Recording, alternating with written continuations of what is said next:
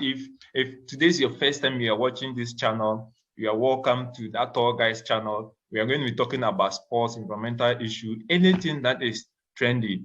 I mean, the purpose of this channel is to make content that pleases you.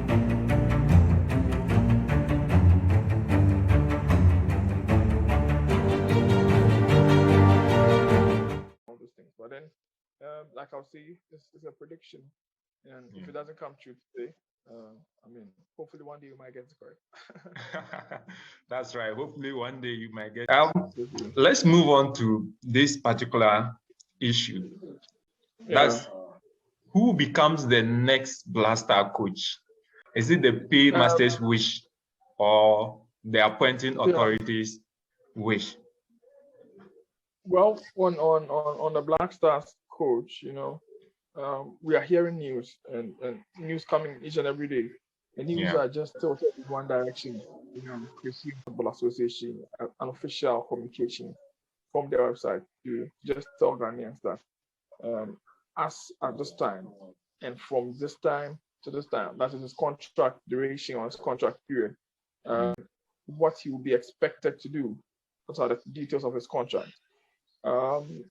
Everything in Ghana right now, I mean, all the sporting news and events, if you have followed the news, and reports coming this morning, everything is just confirming that Ghana is set to appoint Chris Hughton as our next manager or as our next coach for. It has clearly been the paymaster, clearly, judging from comments coming from high government officials. I mean, talking about the majority leader in parliament, how he has just come to just side with the appointment of Chris Hughton to the backdrop of Mr. Otuado just saying that he's just a second coach at and let's not forget that next month there's a very crucial doubleheader in front of us, and we are going to Nigeria. And a lot of the Ghanaian fans believe that with Chris in charge of the Blaster, he can convince the likes of Hudson Odoi, the likes of Tariq Lamptey to join the Blaster camp. Do you think like he has that influential ability to be able to bring these guys into the Blaster? Absolutely. Let's not forget that Chris Hughton is of Ghanaian descent. And these boys are talking about, I mean, he shares such partings with them. They are not entirely Ghanaians. I mean, they are Ghanaian internationals. And they also hail from other countries, For the issue of Callum Hudson-Odoi, there has been pictures floating over social media that he has met with the parents of Hudson-Odoi to discuss his future. Looking at the issue of Tariq Lamptey, looking at the pecking order of England and unfortunate, I'm using the word unfortunate because of the tall order of right backs that the English national team has. And they are almost around the same age too, with the exception of, the aging Kieran Trippier.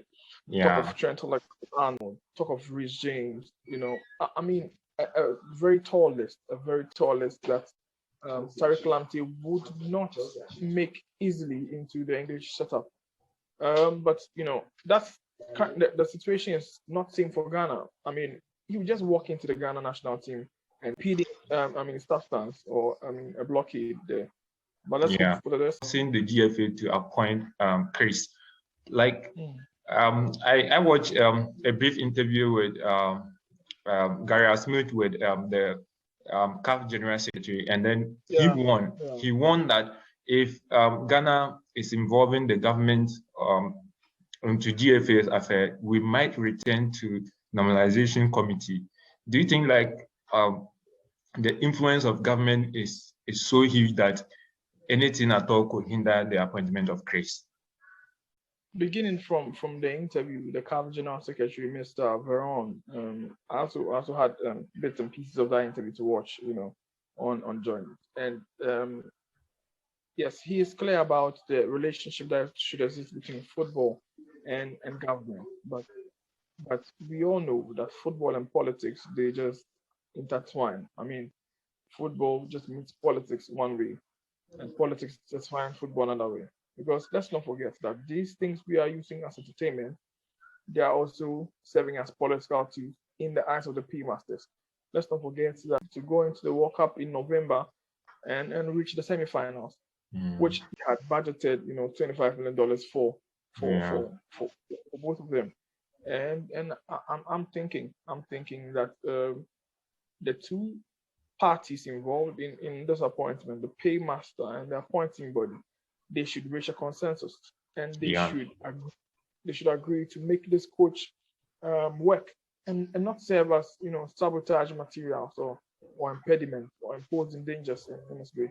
Pursuing with his profile and with his CV, he has shown that he may have that touch that this average materials, and quoting the words of the majority leader, Honorable Seamus Abonsi. I mean, this a compromise from both parties so that Ghana will win at the end of the day. Absolutely, yeah. Absolutely. So let's wrap up with our last issue for the day. I mean, Manchester United, what's happening? What is happening to your darling club, Manchester United? It's a sad moment for every United. I mean, United like fan. from last week, we had a few discussions on Mason Greenwood's situation. Now he's been granted a bill, and like the club has restricted that they will not allow him to train or play until further notice. This game, I watched the first half of the game, and there were a lot of chances. There were fluidity in the team, but finishing the chances was a big problem. I mean, like, seems everything is not going well at Manchester United right now. Well, like I said, it's a sad time to be a Manchester United fan. I mean, if you're a Manchester United fan, the last week and this one have not been the best of weeks that you want. And the news coming in from Manchester United has not been the best. I mean, to the dying and to the early start of this week, Mason Greenwood, and now to the end of the week, Manchester United exits probably what would have been the only trophy that they could have won. I mean, this season. I mean, the Champions League is nothing to. Yeah, but you have Mr. Champions League, Cristiano Ronaldo. Mr. Champions League is not 11 players. He's one. He's one out of 11. He's 37 today. You understand that he's going. We can't have the same expectations for Ronaldo when he was 28 to 37 today. I mean, happy birthday, Cristiano.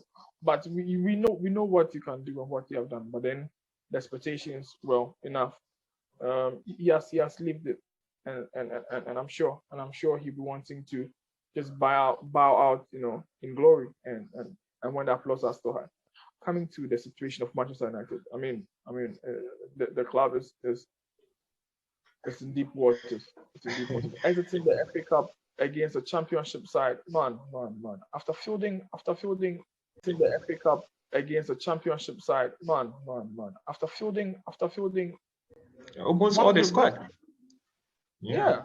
I mean, if Dean Henderson is in a lineup in an FA Cup against Middlesbrough, well, DJ can rest. We know the quality of Dean Henderson. Yeah. The stakes were so high, and after a break for a long time. I think that the team is suffering from identity crisis. Like there's this feeling around the camp of Manchester United, given what has transpired between Ralf Rangnick, the head coach, and then Jesse Lingard. That wasn't the first time. Let's put on record that Anthony Martial. Exactly. After Ralf had come to say that the player was unwilling to play for United, he came back and obviously told the world that he had never ever refused to not to play for United. I've traveled to that extent. I mean, that's the first point. Yeah. The point is that should have won the game, or Manchester United should have won the game in the 90 minutes of play. Do you think like Man United can finish in the top 4? When you don't finish in top 4, it's going to affect the level of players you have. Players like Ronaldo will take a pay cut of 25%. Yeah, Cristiano Ronaldo to be playing the Europa League or the Conference League. Ronaldo will not succumb. Absolutely. Such low standard.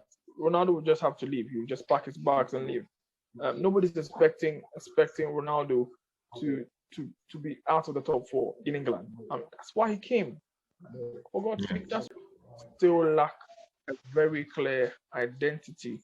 Very clear. Do you think like Manchester United can finish in the top 4? No.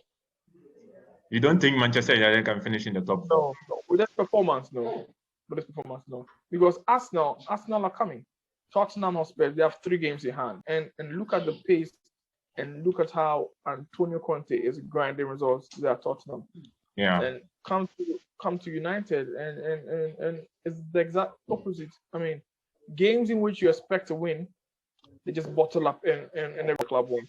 Are you a disappointed Manchester United fan, or you don't care? I am. I'm disappointed. I'm disappointed in the entire setup. Do you have a mind of changing team? No. Why? United now, United forever. I mean, you know where I stand. United now, United forever. I like that. Felix, this is all that time will allow us, and then I would like us to end it here, and we'll come back to you again after the finals to take your final commentary on the game throughout the whole of AFCON, and then also we'll come back to you, and then we'll talk about other issues concerning our sport. We have been friends for a long time. Yeah, and I think this team is one that will be good, and good things come out of this. We are hoping for the best. Load a video, you'll be the first to see.